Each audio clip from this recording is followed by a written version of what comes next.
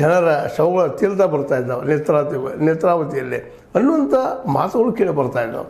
ಹೀಗಾಗಿ ಎಲ್ಲರಿಗೂ ಕುತೂಹಲ ಯಾವಾಗ ಬರ್ತದೆ ಸುದ್ದಿ ಏನು ಬರ್ತದೆ ಅಂತೇಳಿ.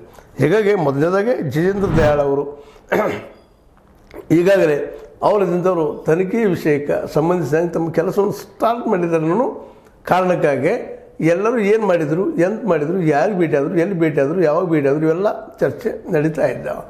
ಆದರೆ ಪೊಲೀಸ್ ಇಲಾಖೆಯವ್ರದ್ದು ಸ್ಪಷ್ಟವಾಗಿ ಹೇಳ್ತಾ ಇದ್ದಾರೆ, ಅದು SIT ಅಂತ ಸ್ಪಷ್ಟವಾಗಿ ಹೇಳಿದ ಇದಕ್ಕೆ ಸಂಬಂಧಿಸಿದಂಥ ಈ ವಿಷಯಕ್ಕೆ ಸಂಬಂಧಿಸಿದಂಥ ಎಷ್ಟು ಜನಗಳು ಸಿಕ್ಕು, ಏನಾಯಿತು, ಎಂತಾಯಿತು, ಅದೊಂದು ಸೀಕ್ರೆಟ್ ವ್ಯವಹಾರ ನಡೆಯುವಂಥದ್ದು. ಅದ್ರ ಬಗ್ಗೆ ಡಿಸ್ಕ್ಲೋಸ್ ನಾವು ಮಾಡೋದಿಲ್ಲ, ಅದರೊಳಗಿಂದ ಏನದ ಅನ್ನೋ ಮಾತು ನಾವು ಮಾತಾಡೋದಿಲ್ಲ. ಯಾಕಂದ್ರೆ ಎದುರಾಳಿ ಯಾರೂ ಇರಲಿ ಅವರು ಅಲರ್ಟ್ ಆಗ್ತಾರೆ, ಅದಕ್ಕೆ ತಕ್ಕಂಥ ಪ್ರತಿ ತಂತ್ರವನ್ನು ಹುಡುಕಿ ಶುರು ಮಾಡ್ತಾರೆ, ಮತ್ತಷ್ಟು ಲೇಟ್ ಆಗ್ತದೆ ನಮ್ಮದು ಅನ್ನುವಂಥ ಒಂದು ದೊಡ್ಡ ಕಾರಣ ಆಗಿದೆ.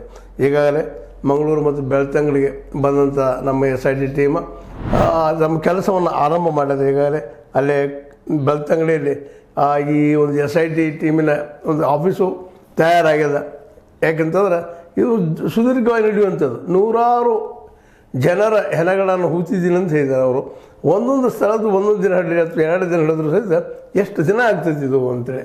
ಯಾಕಂದರೆ ಇದು ಕೇವಲ ಈ ಹೆಣವನ್ನು ಪರೀಕ್ಷೆ ಮಾಡೋದು, ಅದ್ರ ಜೊತೆಗೆ ಆ ಮೂಳೆಗಳನ್ನು ಪರೀಕ್ಷೆ ಮಾಡೋದು, ಅದ್ರ ಜೊತೆಗೆ FSL ಕಳಿಸೋದು, ಅಲ್ಲಿ ರಿಸಲ್ಟ್ಗಳನ್ನು ತೋರಿಸೋದು, ಅದು ಸಾಮಾನ್ಯ ಕೆಲಸ ಅಲ್ಲ. ಈಗ ಆಲ್ರೆಡಿ 10-12 ವರ್ಷಗಳಿಂದ ಈ ಕೆಲಸ ನಡೀತಾ ಬಂದಿದ್ದು, ಒಂದು ದಿನದಲ್ಲ.